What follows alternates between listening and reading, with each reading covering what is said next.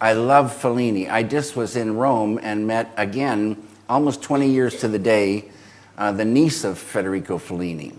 And 20 years ago, I was shooting a commercial in Rome, a Barilla pasta commercial with Gerard Depardieu.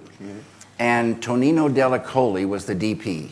And I had met Tonino earlier. That's two stories with Fellini having to do with Tonino.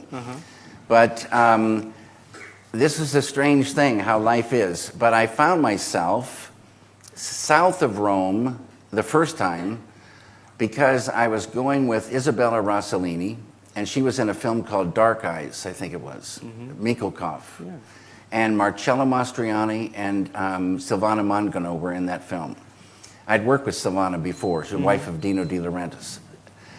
So we had dinner, Marcello Mastroianni, Silvana, Isabella, and I, in an outdoor restaurant, and it was a mushroom season.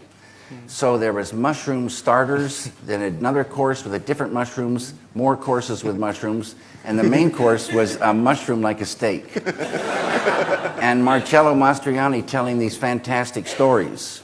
And along the way, he finds out that I love Fellini. Next morning, I come out of the hotel. There's Marcello Mastroianni's car and driver with instructions to take me into Cinecittà, and I spend the whole day with Fellini. And it was so beautiful. Then some years went by, and I was shooting this Barilla pasta commercial in Rome. And there's Tonino, who was, Fellini was shooting Intervista when I saw him in Rome, and Cinecittà.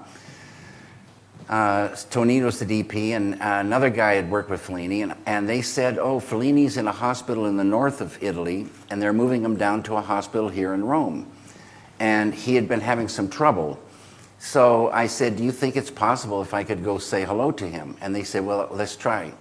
So it turned out that the night we finished shooting the commercial, a Friday night, a beautiful, sunny, beautiful, warm night, got in a car and motored over to this hospital with Fellini's niece. Francesca is her name. And then she said to everybody, only Tonino and David can go in.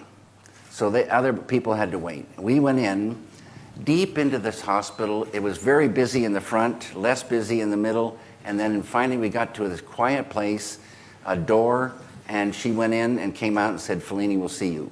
I go in, and there's Fellini sitting between two beds in a wheelchair. And over here is Vincenzo, a journalist.